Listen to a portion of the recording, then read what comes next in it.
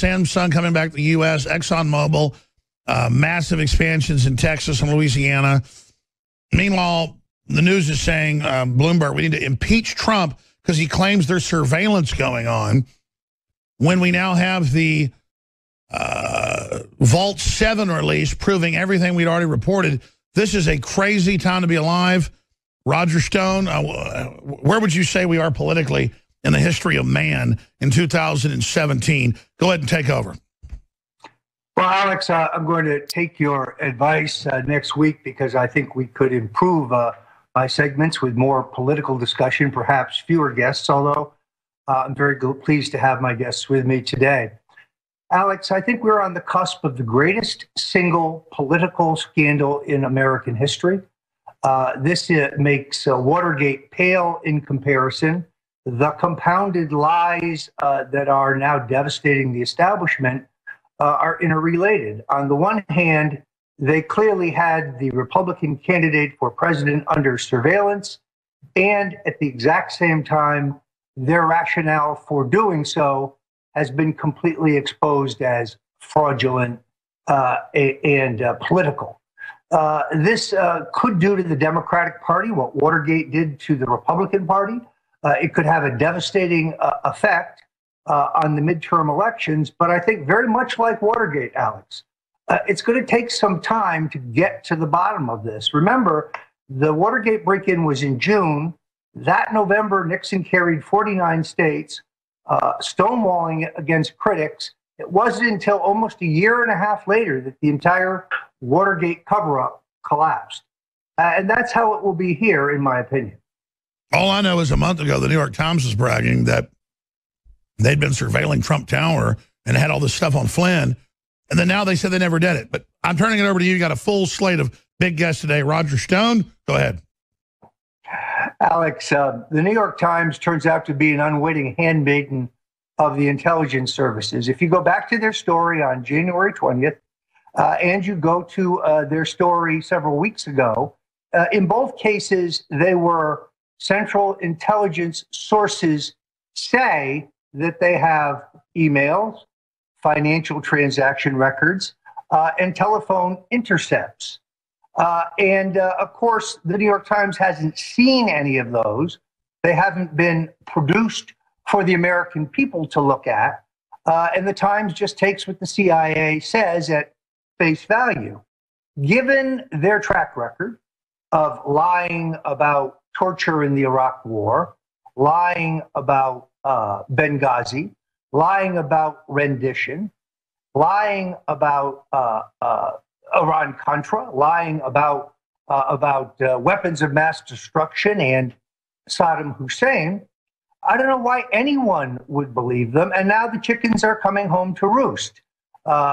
James, the Defense Intelligence Director for Obama, coming out and saying that there was no spying and there was also no Russian infiltration into the Trump campaign, is an attempt to diffuse this. But I don't think that is going to work. And frankly, I think the entire Obama crew, as I wrote today at Stone Cold Truth, needs to be dragged in front of a grand jury to find out exactly what did happen. Show's yours, Roger. You got your guest waiting. Yes, indeed. So I would like to focus first on the question of John Brennan, the CIA director, because this, in my opinion, he is the focal point of the disinformation campaign. You might have noticed last week in several different media publications, he came out and said, "I am not the leaker. I am not the leaker." Well, in Washington, as you know, Alex, when somebody announces that they are not the leaker, that means they are the leaker. The man doth protest too much. And therefore, joining us today from the American Spectator, we have George Niemeyer, who has written a terrific piece, because we have talked a great deal at InfoWars about John Brennan's incredible background, and we have wondered how he got, into the position of being CIA director. Just for the record, According to his wiki biography, Mr. Brennan was an active supporter of the Communist Party candidate for President Gus Hall. And when I was on MSNBC only days ago, I was ridiculed for saying that Brennan in his younger days had been a communist. Thank you for joining us here, and we're delighted to have a fine representative of the American Spectator. Good to be with you. Thanks for having me.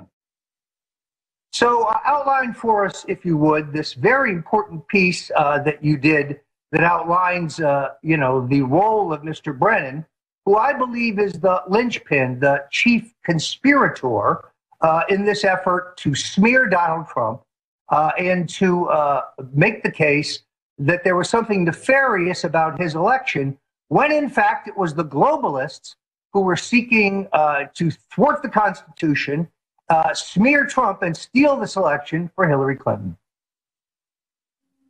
Yeah, he is the genesis of the government's investigation into the Trump campaign. He received a half-baked piece of intelligence from an intelligence agency in one of the Baltic states, probably Estonia.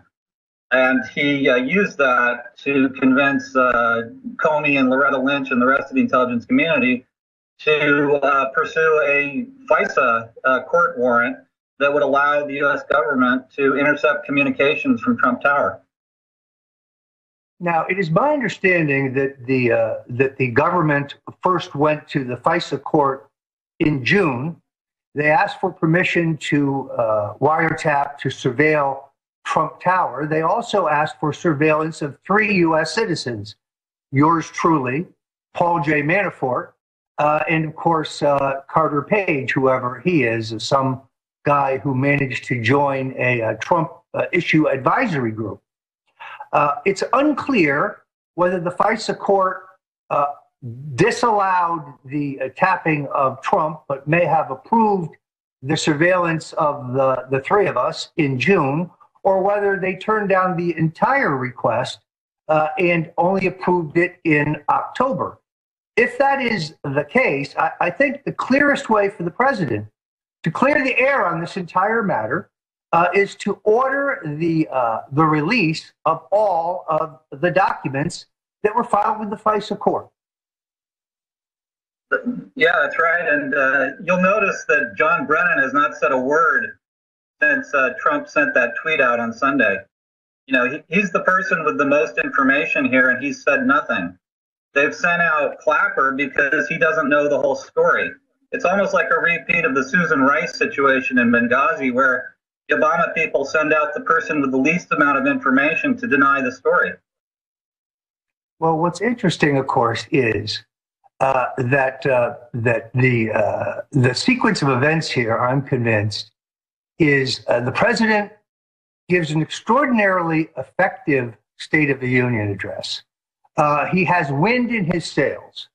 The intelligence community immediately leaks the Sessions meetings with the Russian ambassador in an attempt to break Trump's momentum. And then Donald Trump, who may be the single best political strategist in the country today on the basis of instinct, lays this on the Russians over the weekend, or I should say lays it on the intelligence services, regaining the initiative and changing the entire narrative so that Obama and the Obama administration are on defense and Trump is back on offense. This is a classic example of the brilliance of Donald Trump and his unique understanding of the news cycle and particularly our highly charged cable television networks that, of course, cover this stuff ad nauseum. Trump is on the attack. Freedom is on the attack. The globalists are now in decline. The fact that they sought these warrants based on no evidence, no probable cause, it is really extraordinary. As you know, George, it is very rare for a U.S. citizen to be the target of the FISA court. Generally speaking, the FISA court is used to wiretap foreign nationals within the United States. That has generally been the case. So I'm very curious to know whether the warrants were for Manafort and myself and Page were approved in June or approved in October. George, where do you think this story goes? I know the president has called for a congressional inquiry. I'm not sure that that's the best avenue, in all honesty. I think there's a high probability that such an inquiry would get highly politicized. And you'd have mindless fools like Elijah Cummings, who continues to insist that there is evidence, that there is proof, when, of course, there is none. Where do you think this goes? Well, I think, yeah, as you were saying, they're the people responsible for these leaks. You know, we've been hearing for 6 months now that the government has been investigating Trump campaign Russia ties. Yeah, you know, George, I'm going to have to break you there. We'll come right back. We are going to go to a break here. And I want to remind people to hit the InfoWars store for the important products there that pay for this broadcast and this effort to bring the American people the truth. The truth. I'm Roger Stone, and thanks for joining us again at InfoWars. I want to return to George Neumeyer of the American Spectator on the subject of CIA Director John Brennan. Where we left it off was trying to determine where this inquiry will go next, whether it will be a congressional investigation that ultimately brings the Obama crew down, or whether perhaps Jeff Sessions will impanel a grand jury and pull the various Obama administration officials, such as Loretta Lynch, Obama himself, of course, the director of Central Intelligence, John Brennan, Ash Carter, the defense secretary. So, George, where do you think this goes? I cut you off at the end of the last segment.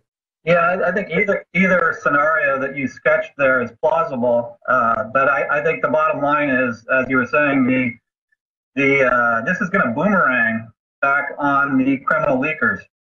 And I think the criminal leakers around John Brennan, and maybe even Brennan himself, are the most vulnerable here, because it's going to come out that they went to their stenographers in the press, like David Ignatius at Washington Post, and they gave them information that was a violation of the law. And I think Trump will ultimately be vindicated in terms of we'll find out that at the very least, a U.S. government investigation into Trump Tower was initiated. And that it would be ironic, of course, if John Brennan was the instigator of it on the basis of phony intelligence from one of these Baltic countries. It would be ironic, of course, if the FISA court warrant approval gives the administration a rubric of legality. That would not change the fact that the leak regarding General Flynn and Russia, the leak regarding the FISA court's warrants themselves regarding Manafort and I, just those leaks are, as you know, a felony, punishable by no less than 10 years in prison. So, you know, at the end of the day, as Harry Truman said, the buck stops here. And the ultimate responsibility, whether Barack Obama ordered the break-in, or I should say the surveillance or not, is really immaterial. Assuming that his Justice Department ordered it, which I think is probable, he is parsing words in a lawyer-like way. To say that, oh, I didn't order it, I think is disingenuous at best. And then the late collusion of Hillary Clinton, who you know, a week before the election says that computer scientists have determined that there is a server in Trump Tower that is in touch with the Russians. Well, clearly she has been tipped off by the Central Intelligence Agency. This makes Watergate look like child's play in terms of the unconstitutional and, in fact, evil intents of the entire operation. Again, we surveilled the Republican candidate for president based on a Hillary Clinton campaign press release. And that's it. That is their proof, folks, and that is not proof at all. And if you go back and you look at the BBC story, which was one of the stories that has served as the basis of all this discussion, it says that they got the information from a U.S. senior intelligence community member. And in that paragraph, it says that John Brennan started all of this with information from an intelligence agency in a Baltic country. So how did that BBC reporter get that piece of information? It had to come from either Brennan himself or somebody around Brennan. It is extraordinary that the Trump administration has not moved in a speedier fashion to replace the many second and third level bureaucrats who are, still infecting these agencies. That's where the leaks are coming. So the administration has a double problem now. Leaks out of the departments from Obama loyalists, and then some limited leaks from his own White House from the establishment Republicans there that he has hired. Now, Washington, as you know, has always been obsessed with leaks and leaking, but they have rarely found the perps because, of course, the news media continues to protect them. In any event, I thank you, George Neumeier, for joining us here on Infowars.com, and we'll be right back to talk about the largest burgeoning scandal in American political history. Welcome back to Infowars. I'm Roger Stone, sitting in for the great Alex Jones. We are in the midst of the greatest single political scandal in American history. We see the globalists' attempts to steal the election from Donald J. Trump crumbling before our very eyes. We are privileged to be alive at this time, but as we have seen, the mainstream media has grabbed the narrative of the government. The LA Times this weekend insisting on page 1 that Donald Trump is wrong, that there was no surveillance. This is why Infowars is so important. This is why this inexorable quest for truth and quality investigative reporting deserves your support. And the best place you can do that, of course, is by going to the Infowars.com store. Now, among the other fine items that you can purchase are my book, The Making of the President 2016. There is an outstanding offer that anyone who purchases through Infowars, rather than, say, Amazon or some other outlet, will get a personally signed copy. I have provided signatures for 4,600 books so far. My hand hurts, but you can get a great price on this book. You can help the fight for freedom. You can help finance the first-rate investigative reporting that's being done at Infowars by going to the site and getting your copy there. Now, I'm going to be joined by a guest I had on the Stone Cold Truth radio show this past weekend. He is CIA whistleblower. I'm going to mispronounce your name here. John Kirkao, I guess it is, who was very articulate and impressed me quite a bit on the show, which is why I asked him to be with us here today. And of course, what we want to talk about is Vault7. That's right, folks. Thanks to Wikileaks, once again, the deep state's tactics and their ability to manipulate is there for all Americans to see. So welcome to Infowars, John. Thanks for joining us. Thank you, Roger. Thanks for having me. So outline for our listeners who, in the bustle of their everyday responsibilities, may not be fully aware of what Vault7 has exposed. Vault7 really is a very dramatic revelation, a very dramatic exposure of what the CIA has been up to between 2013 and 2016. That's Barack Obama's second term. Remember, the most transparent president in American history. Well, apparently the most transparent president in American history had ordered the CIA to develop hacks into the iPhone, into the Google Android phone, into the Samsung Smart TV, and even into our cars' computer systems. Now, if you're an intelligence service and you're going after a hostile power, that's all great. if you're going after a terrorist group or you're trying to target the Iranians or the North Koreans. That's great. But what we don't know, and what many of us suspect, is that the CIA was using this technology or these technologies to target American citizens. And for all we know, they may have even used this technology to target then candidate Donald Trump. It appears that way. It really should not be any surprise that that your handheld device, that your television set, that so many of these electronic devices that we have in our homes and offices can be converted by the government to be listening devices.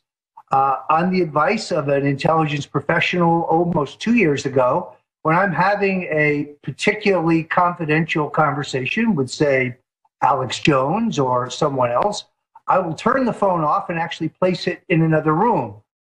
Now, some of my colleagues have told me that that's crazy. That's paranoia. No, I think it's technological reality. No, I'll tell you, that's not good enough. That's not good enough. When I was at the CIA, and I'm talking about 10, 15, even 20 years ago, when I was at the CIA, it wasn't good enough to shut the phone off or put it into another room, because the CIA can remotely activate the phone so that it looks like it's off, but it's still functioning as a microphone. So what we would do until the days when you could no longer take the battery out of a phone, if you couldn't take the battery out, you would put it in a freezer and close the freezer, or refrigerator for that matter, or leave the phone in your car, because the CIA from anywhere in the world, whether it's Langley, Virginia, or somewhere overseas, they can activate that phone and activate the phone's camera and can record your whole conversation without you even realizing that the device is on.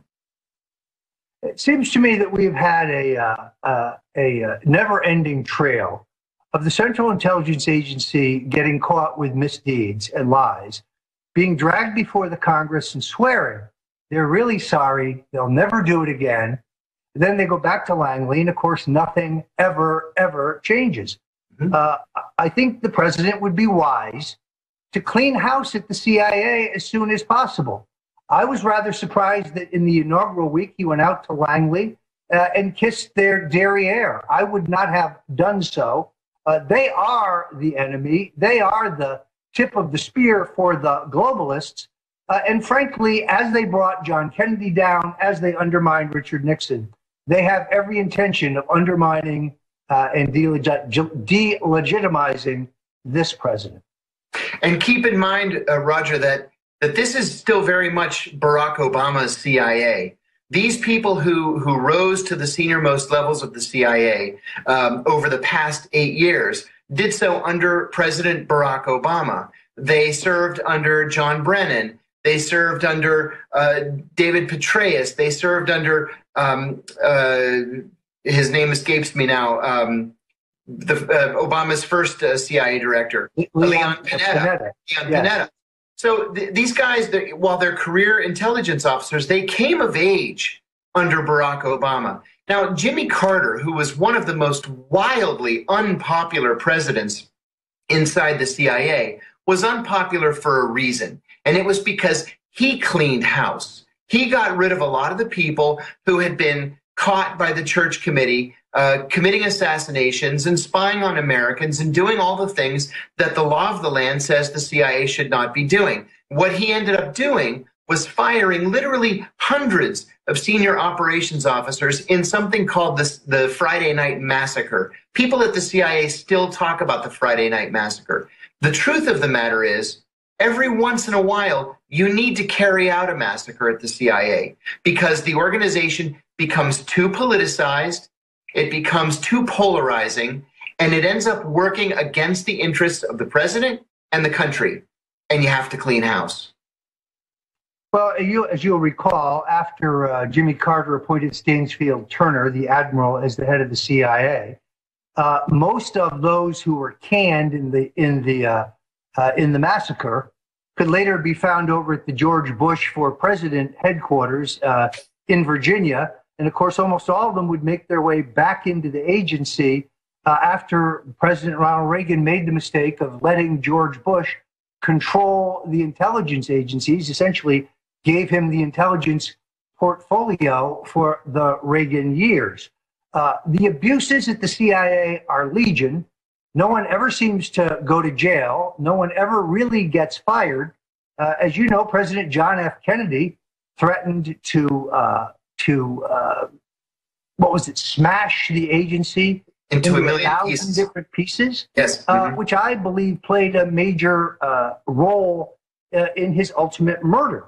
I think it is a factor based on the Bay of Pigs and the Cuban Missile Crisis, in which the CIA undermined Kennedy. And if you read my book, The Man Who Killed Kennedy, The Case Against LBJ, I think I make a compelling case, as did James Douglas in his book, John F. Kennedy and the Unspeakable, that the CIA is indeed complicit right there. So the real question, I'm going to ask you the same thing I asked George Niemeyer from American Spectator, because as a CIA veteran, you have, I think, a good perspective on these things. Where does this go from here? Do you think a congressional inquiry will help us get at the truth, or will this become a political circus? And should we have a judicial proceeding in which I think now that Jeff Sessions, the Attorney General, has recused himself, I think prematurely, he still would have the authority to appoint a special prosecutor, somebody of impeccable integrity with a pristine reputation, impanel a grand jury, and begin bringing the Obama security apparatus bosses in front of the grand jury one by one to find out what really happened here. And that is exactly my position. I don't trust Congress with this at all. And I think it's because Congress has proven, really, since the middle 1980s, to be little more than cheerleaders for the CIA. Dianne Feinstein, for example, when she was the chairman of the Senate Select Committee on Intelligence, did nothing to stop CIA malfeasance in all the years that she headed that committee. The same thing has happened under Republican leadership. It seems that for whatever reason, members of the Senate Select Committee on Intelligence and the House Permanent Select Committee on Intelligence see their jobs as that of just supporting CIA operations. We don't need any outside bodies to be supporting CIA operations right now. We need an organization that can find the truth, that can get to the facts, and determine what, if any, crimes were committed. And I think the only way to do that is with a special prosecutor and paneling a grand jury. I agree with you on that 100%. Well, it would certainly put so many in the intelligence network in a position where they could no longer dissemble for fear of a perjury charge. And in fact, if you look back through history, it's only perjury charges and charges of contempt of Congress that have foiled CIA officers in the past. If you go all the way back to the 70s, it's those two charges that have wrapped people up. You're absolutely right. I'm thinking of the Defense Intelligence Director, James Clapper, under Barack Obama. As you know, he already got caught lying to Congress about how much metadata was being kept on American citizens. 26 senators co-signed a letter accusing him of perjury. One senator demanded his resignation. The House leadership of the Intelligence Committee was in open revolt over his lies. Why should we now suddenly believe Mr. Clapper when he tries to make this all go away with an incredible double whammy of, well, we weren't surveilling the president, and there is no evidence that the Trump campaign was in touch with the Russians. This is an attempt to close the barn door after the horses have already escaped. He has already made this mess. The ashes of Langley are going to come crashing down around his head, and there's nothing now, I think, that they can do about it. This is as inexorable as Nixon's men being caught and being tied back to the Watergate break-in. It is only a matter of time. I say all the time that the CIA told us that they were not torturing prisoners. There was no torture program. That was a lie. The CIA said that there was no secret prison system being run outside the U.S. judiciary. That was a lie. The CIA said that they were not sending prisoners to third countries to undergo torture. That was a lie. The CIA said that it was the Russians that hacked the U.S. election and practically installed Donald Trump. Absolutely zero evidence that any of that was true. But now they want us to just take their word for it, that they're not spying on Americans and that they weren't spying on Donald Trump. Well, my view is every time a CIA leader opens his mouth, he's lying. So why in the world would we believe him now? Yeah, put it another way, how can you tell they're lying at the CIA? Their lips are moving. No, I think that you're exactly right. And the president, however, needs to clean house. You have an analogous situation at the FBI. Why he has allowed Mr. Comey, who covered up for the Clintons in the Sandy Berger affair, covered up for the Clintons in the Mark Rich affair, covered up for the Clintons in their initial illegal server controversy, where incredibly he slices and dices all of the things Hillary did in violation of the law and then announces that she won't be prosecuted. That's right. That in itself tells you that by Election Day, when he first on Thursday said he was reopening the investigation based on 650,000 additional new emails, and then on Sunday night, I believe it was, says, well, folks, we went through all 750 or 650. There's nothing there. Mr. Comey has worn out his credibility. He has no more public credibility. It is time for Donald Trump to make Judge Jeanine Pirro the head of the FBI. She was a distinguished prosecutor with a reputation for integrity.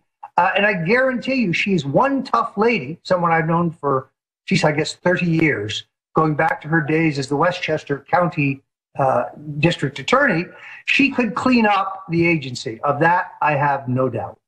And I also have no doubt that the American people would rally around the president if he initiated a change like that, not just at FBI, but also at CIA. You know, these constant accusations and innuendos are exhausting, not just for those of us here in Washington, but for Americans all across the country. The president can put that to rest and can really put his foot down by getting rid of these malcontents and starting fresh. Well, the agencies have no credibility with the American people. They have worn out their welcome. I am afraid, however, that they will have a certain number of bureaucrats who have burrowed in to the structure there, and that we will never get rid of them. They are careerists. That does not make them non-neocons, of course. It doesn't mean that they are part of the problem. But the President Trump, is inheriting a mess in both of the major intelligence agencies, a mess in which the American people no longer believe anything coming out of the agencies. When you consider all of the problems that he has to face, and he is taking on, again, like the Republican Party, what is a hostile takeover of the federal government. So our prayers are with him. I hope he will listen to this broadcast and clean house at Langley. Thank you so much, John, for joining us here at Infowars.com and helping us spread the truth and the facts about the Obama effort to subvert the 2016 election. Welcome back to InfoWars. I'm Roger Stone, putting in my service here for my friend Alex Jones. Very good news today out of the Trump administration in the nomination of Rick Grenell, who served at the UN as the public spokesman under President George W. Bush, to be our NATO ambassador. Grenell was among those who was most effective as a surrogate for Donald Trump, not after the convention, but from the very beginning. Grenell is extremely knowledgeable. Despite his Bush association, Grenell is a believer in American sovereignty, in American power, in American exceptionalism, and he understands his role in NATO in thwarting the ambitions of the globalists. So in a week in which, sadly, Anthony Scaramucci from Skybridge Capital, who was marked as the man to be public liaison for the Trump White House, was dumped for a Bush quisling, which was a setback for those who believe in the Trump cause and the Trump agenda. Trump comes back and doubles down in spades with the outstanding appointment of Rick Grenell. This is good news for every American who wants to ensure that the Trump administration stays loyal and true to the Donald J. Trump agenda. I would be remiss if I didn't remind you one more time to go to the Infowars.com store. There's a couple products that I have to speak about. First of all, there is the Hillary Clinton for Prison t-shirt, 2017 t-shirt, which I predict will end up in the Smithsonian with the Hillary for Prison 2016 t-shirt. There's the Trump Pence 2020 t-shirt, which I think is a political genius. And the one I saw most at the inauguration, Trump is my president, the red t-shirt. Now, these t-shirts play an important role in two ways. Yes, by buying them, you help to financially support InfoWars. But in truth, it's not the $2 or $3 that InfoWars gets when you buy the shirt. More importantly, you become a walking billboard for your ideals. You become a walking advertisement for our quest to beat back the globalists and restore American sovereignty and American greatness. So not only should you buy these t-shirts for your family, for yourself, give them to your associates at work who are copacetic, give it to your extended family. This is how we break the mainstream blackout of real news. This is how we use guerrilla tactics, some of the oldest tactics going back to P.T. Barnum, if you will, to recreate and repeat endlessly our arguments. Trump Pence 2020. I think it's a great idea. And frankly, at the rate that Trump is going, he may solve most of our problems in his first term, despite the fact that he has had a number of establishment Republicans appointed to the White House staff and appointed to certain departments. He has remained steadfastly true to the agenda he laid out for us in the last election. Now, today comes news that the Treasury Secretary, Steve Mnuchin, cannot get the staff of liberal Democrats and others that he wants to empower at Treasury approved by the White House. If Reince Priebus is holding up some Treasury Department appointees because they are not Republicans, never mind loyal, well then, for the first time,